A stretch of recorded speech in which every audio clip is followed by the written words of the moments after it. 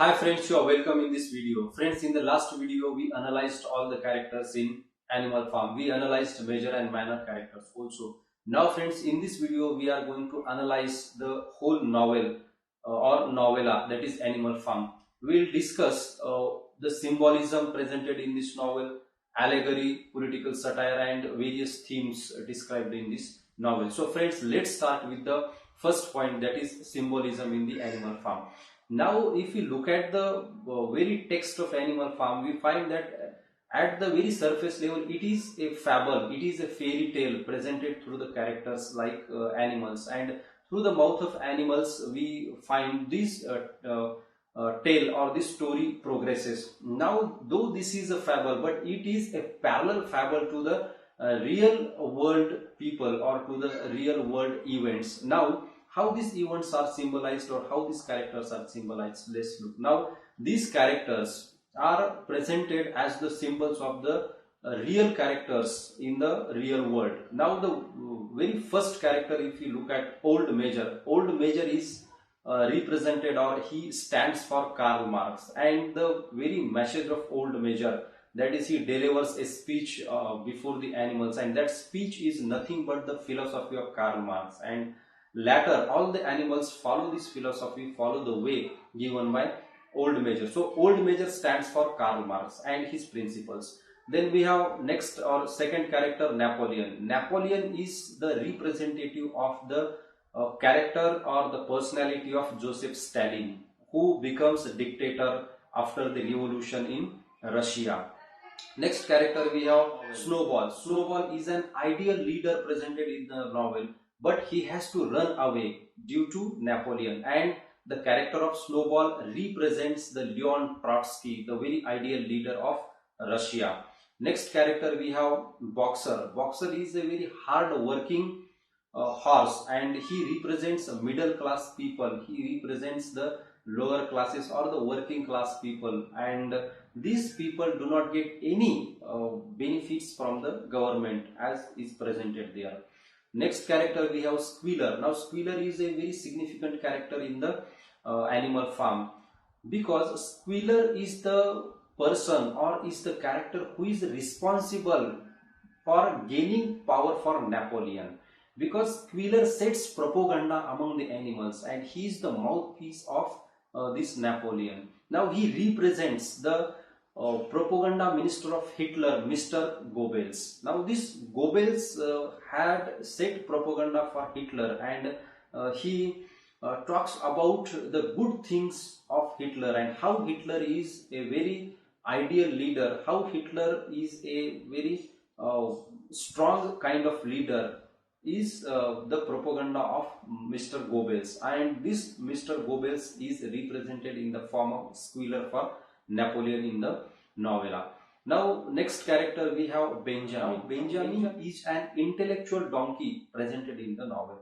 He stands for the intellectual class of the society, and most of the time he did not take any active part in the revolution. In the same way, in real life we also find that the intellectual class or the intellectual people just observe the things happening around them, but they did not take any active part. So he represents or stands for the intellectual class of the society. Then next character we have Molly. Now Molly is a fashionable mare in the novel, and she stands for the middle class women or middle class intellectual, as Benjamin stands for. So she takes comfort in talking about all the time some imaginary kind of place, that is Sugar Candy Mountain, and she did not care about what is happening around her, what is happening on the Animal Farm, and she did not have any relation with the revolution or what is good or bad, but she is very conscious about her comfort and she is loyal to Mr. Jones. And next character we have Clover. Now Clover also is a mare like Molly, but she is different from Molly, because Molly is selfish, but Clover is not selfish. She is a very kind-hearted, she is a motherly figure presented there, and she represents the working class women and intellectuals of the society. Most of the time she observes the thing around her, and she sheds tears for those things, and she is very helpful to the other animals. In the same way we find in real life also some working class people or the lower class people help each other to get out of some very distressful situation or problematic situation. So Clover represents those people in the novel. Then next character we have Moses. Now Moses is a tame raven of Mr. Jones and he is loyal to Mr. Jones. Now he represents the existence of religion or the existence of church or the existence of religious elements in the society, because all the time he talks about sugar candy mountain and imaginary place. Next character we have Mr. Frederick. Now Mr. Frederick is the representative of Hitler, because when Mr. Frederick attacks on the animal farm, he destroys the animal farm. In the same way, Hitler attacks on Russia and destroys the economic planning of the Russia. So he is representative of Hitler in the real life. Next we have minor characters. There are many minor characters in the novel, and these minor characters also represent the other people in the society or other kind of things in the society. For example, we have dogs. Now Napoleon keeps very ferocious dogs to attack other animals whoever come into his way of the power. Now these dogs stands for the Russian police or Russian police. How this Russian police behaved in the time or on the orders of Stalin. So this is the parallel between Russian police and dogs. Then we have hens, sheep. So these characters are neutral characters or neutral people represented in the novel. So friends, there are some places which are used as the symbols in the novel. Now we have animal farm. Animal farm stands for the land of Russia or the country of Russia, particularly the rural Russia. Then we have neighboring farms, Mr. Frederick's farm, Mr. Pickington's farm. These farms represent or stands for the other countries or allies. So the enemy of animal farm is Mr. Frederick's farm. Then we have an ally, that is Mr. Pickington's farm. So these places also are presented. And again, there is one place, that is Sugar Candy Mountain. Actually this is an imaginary place, because we find this place through the mouth of Moses and Molly. They all the time talk about this Sugar Candy Mountain. Now this Sugar Candy Mountain represents a kind of propaganda in the novel, because if we consider them in real world, we find that many governments talk about these kind of imaginary things, and they did not talk about the real problems of society, the real conditions or situations of the society. For example, they did not talk about employment, they did not talk about the distress in farm or the economic problems of the state, but they rather provide a very skillfully the propaganda among the people, and people all the time talk about these imaginary kind of things. You take example of any country, we find that the same situation is here. In America also, the real problems are not discussed by the government, or in India also we find that nowadays the government is not talking about the real problems like unemployment, distress in economy, distress in farm, but they are talking about some religious things, some elements which are not really important for the welfare of the society. So this is a very significant representation in the novel, and hence this novel becomes a very significant and apt novel in this situation. And through these symbols, novelist allegorizes these events or these kind of things in the novel. So this is the allegory or allegorical representation or the parallel representation of the animal farm and the events in real life. Particularly the events happened in Russia after revolution. Now friends, let's move to the next point, that is it is a political satire.